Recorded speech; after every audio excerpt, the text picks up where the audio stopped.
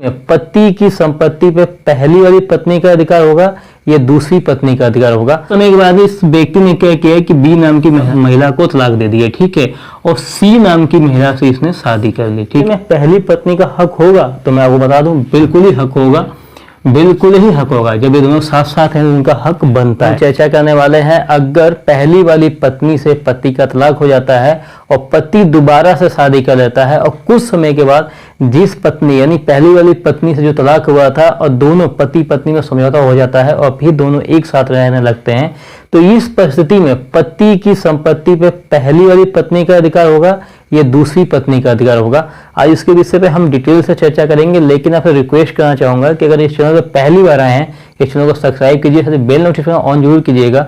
जब भी हम वीडियो को अपलोड करें उसका नोटिफिकेशन सबसे पहले आप तक पहुंचे और आप उस वीडियो को देख सकें। साथ ही इस वीडियो को देखने के बाद अगर आपके मन में कोई सवाल है, कुछ पूछना चाहते हैं तो चैनल को सब्सक्राइब करिए।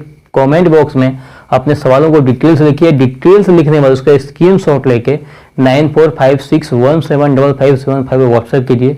आपके कमेंट के बाद आपको तत्काल दिया जाएगा। पहली वाली पत्नी से तलाक हो गया, यानी किसी ने अपनी पहली वाली पत्नी को तलाक दे दिया है और उस व्यक्ति ने दूसरी शादी कर ली और कुछ समय के बाद जिस पत्नी को उसने तलाक दिया था उससे जो है समझौता हो जाता है और दोनों फिर एक साथ में रहने लगते हैं। मतलब यहाँ पे क्या है, इस चीज को थोड़ा ध्यान समझिएगा। मान लीजिए यहाँ पे ए नाम का व्यक्ति है, इसकी शादी बी नाम की महिला से हुआ है।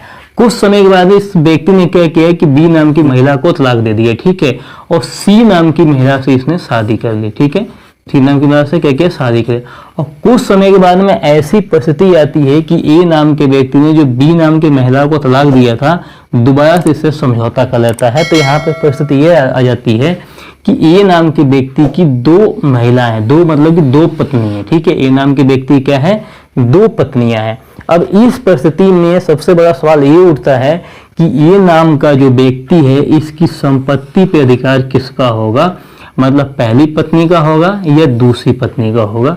आज इसी पे जो है कि हम डिटेल से बारीकों से चर्चा करेंगे। बस आप इस वीडियो के एंड तक बने रहेगा। अगर ऐसी परिस्थिति में जो है इस वीडियो को देखने के बाद में उसके मन से सही तरह के जो भी डाउट है वो क्लियर हो जाएंगे और आप जो है कि उम्मीद करूंगा आपको हर एक चीज बारीकों से समझाने का। तो इस पे जो है कि बॉम्बे हाई कोर्ट ने अभी जल्द में एक फैसला दिया, उस पर भी हम चर्चा करेंगे। बस आप इस चीज को आप ध्यान देख रहे। देखिए सबसे पहली बात क्या है कि अगर किसी व्यक्ति ने दो शादी की है, मतलब उसके पास में पहली भी पत्नी, उसकी पहली पत्नी जीवित है, ठीक है, यहाँ ये बड़ा पेचीदा मामला है।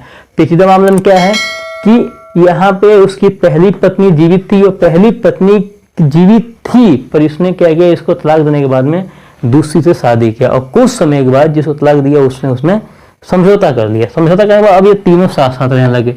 तो अब यहाँ पे आता है कि क्या बोलते हैं, पहली पत्नी का जो है कि पहली पत्नी को जो है ये नाम के व्यक्ति पे कोई संपत्ति है या ये नाम के व्यक्ति की मृत्यु हो जाती है, मतलब जो पति है उसकी मृत्यु हो जाती है, तो आपको पता होगा अगर मृत्यु जब होती है किसी व्यक्ति की, एक्सीडेंट हो जाती है, कोई दुर्घटना ऐसी कोई घटती है तो उसमें दुर्घटना मुआवजा मिलता है।